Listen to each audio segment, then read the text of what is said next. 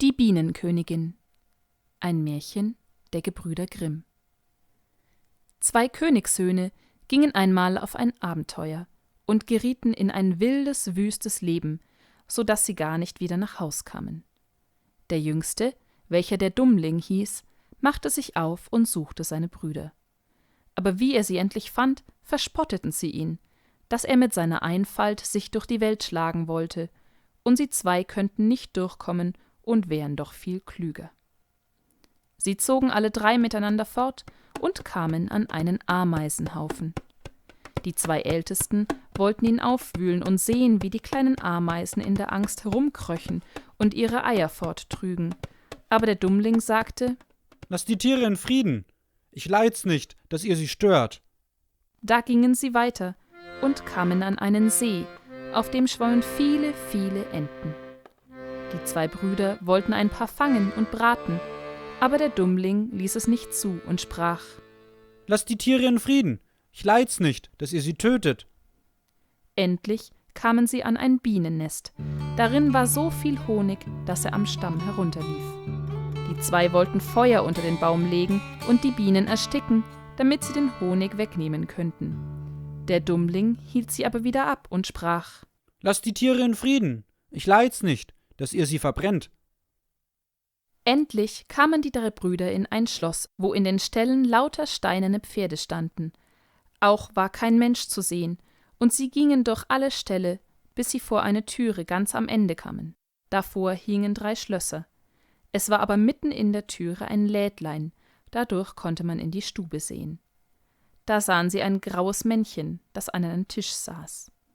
Sie riefen es an, einmal, zweimal, aber es hörte nicht. Endlich riefen sie zum 3. Mal, da stand es auf, öffnete die Schlösser und kam heraus. Es sprach aber kein Wort, sondern führte sie zu einem reich besetzten Tisch, und als sie gegessen und getrunken hatten, brachte es einen jeglichen in sein eigenes Schlafgemach. Am anderen Morgen kam das graue Männchen zu dem Ältesten, winkte und leitete ihn zu einer steinernen Tafel. Darauf standen 3 Aufgaben geschrieben, wodurch das Schloss erlöst werden könnte. Die erste war: In dem Wald unter dem Moos lagen die Perlen der Königstochter, 1000 an der Zahl. Die mussten aufgesucht werden, und wenn vor Sonnenuntergang noch eine einzige fehlte, so ward der, welcher gesucht hatte, zu Stein. Der Älteste ging hin und suchte den ganzen Tag.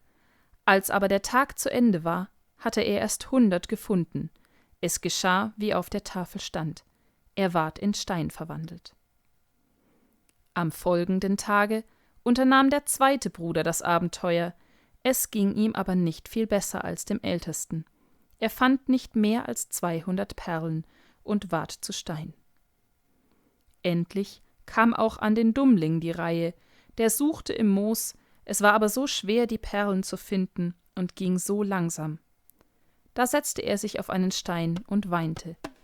Und wie er so saß, kam der Ameisenkönig, dem er einmal das Leben erhalten hatte, mit 5000 Ameisen, und es währte gar nicht lange, so hatten die kleinen Tiere die Perlen miteinander gefunden und auf einen Haufen getragen.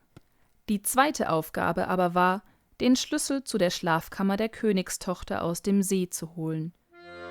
Wie der Dummling zum See kam, schwammen die Enten, die er einmal gerettet hatte, heran, tauchten unter und holten den Schlüssel aus der Tiefe.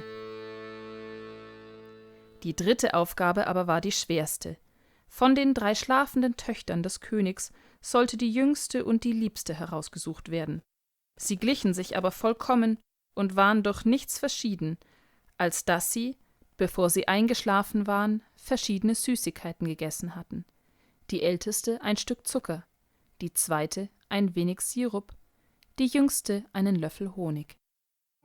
Da kam die Bienenkönigin von den Bienen, die der Dummling vor dem Feuer geschützt hatte, und versuchte den Mund von allen 3.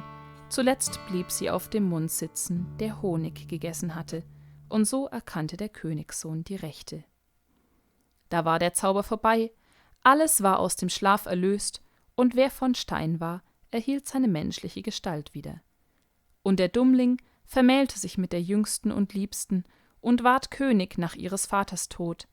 Seine 2 Brüder aber erhielten die beiden anderen Schwestern.